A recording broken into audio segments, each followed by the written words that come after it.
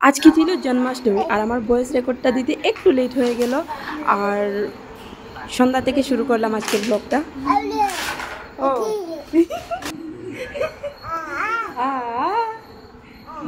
রাধা কই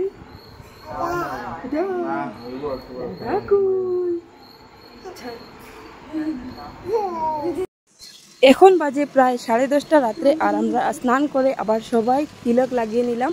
আর এবার আমি প্রসাদ বানাচ্ছি, এদিকে ভোগের প্রসাদ, আর আমার হাজব্যান্ড এদিকে সব কিছু রেডি করে দিচ্ছে আমাকে।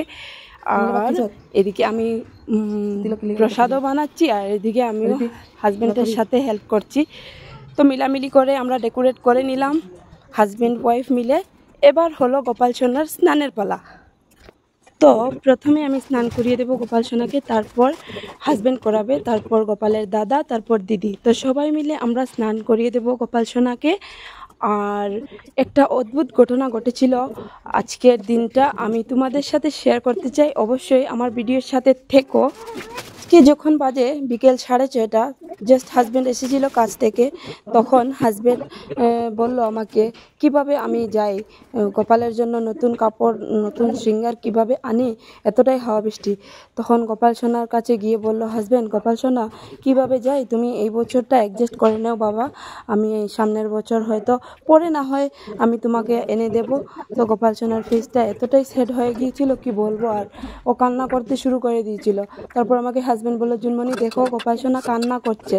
আমি বললাম ঠিক আছে, গোপাল সোনাকে ভালোভাবে বলো যে গোপাল সোনা তুমি ভগবানের কাছে প্রার্থনা করো যাতে বৃষ্টিটা কমে যায় আর আমি তোমার জন্য নতুন নতুন কাপড় আনতে পারি, নতুন নতুন শৃঙ্গার আনতে পারি। তো ঠিক বলার 10 মিনিট পর বৃষ্টিটা কমে যায়। তারপর গোপাল সোনার জন্য এই কিউট কিউট কয়েকটা জামা নিয়ে আসে ওর পাপা ওর জন্য। আর আমি এদিকে এই ছোট্ট একটা আয়োজন করেছি আমার সোনার জন্য। এই আয়োজন দেখে আমার ছেলে আমাকে বলল, মা তুমি গোপাল ভাইয়ের জন্য এইটুকু আয়োজন করেছো, যথেষ্ট করেছো, কিন্তু আমার জন্য ঠিক এইভাবে তুমি আয়োজন করবে কিন্তু। তো আমি ওকে বললাম ঠিক আছে বাবা, তোর বায়না আমি পূর্ণ করব অবশ্যই। সবাই একসাথে বলো, হাতি ঘোড়া পালকি জয় কানাইয়া লাল কি, রাধে রাধে। তো সবাই দেখতে থাকো, ব্লগটা কেমন লাগলো অবশ্যই আমাকে কমেন্টের মাধ্যমে জানাবেন। আর একটু লং হয়েছে ব্লগটা, কেউ কিছু মনে করবেন না, কারণ জন্মাষ্টমী বলে কথা, সবসময় তো আমি লং ভিডিও দিই না। তো আজকে অনেক দিন পর এই ভিডিওটা একটু লং হলো। তো আশা করি সবাই ভালো লাগবে। তো লেগেছে হয়তো। তো আমাদের সব কিছু রেডি করার পর এবার আমরা সবাই মিলে পুজো করে নেব গোপাল সোনার। পুজো করার পর আমরা একটু কীর্তন করে নেব, কীর্তন করার পর একটু গোপাল সোনার আরতি করে নেব, সবাই মিলে ঝুলুঝুলু করে নেব গোপাল সোনাকে।